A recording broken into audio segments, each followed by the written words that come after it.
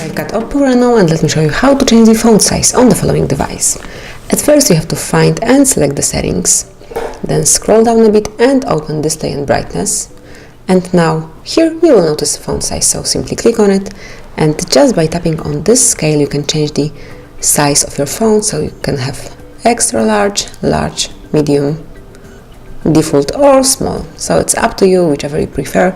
Just select them and then use your device, for example in large font. So as you can see, it's perfect for someone who have any issues with their eyes. And then you can go back just like that to the default settings. So that's it. This is how you can simply and quickly change the font size in your Oppo. Thank you for watching. Please subscribe our channel and leave the thumbs up.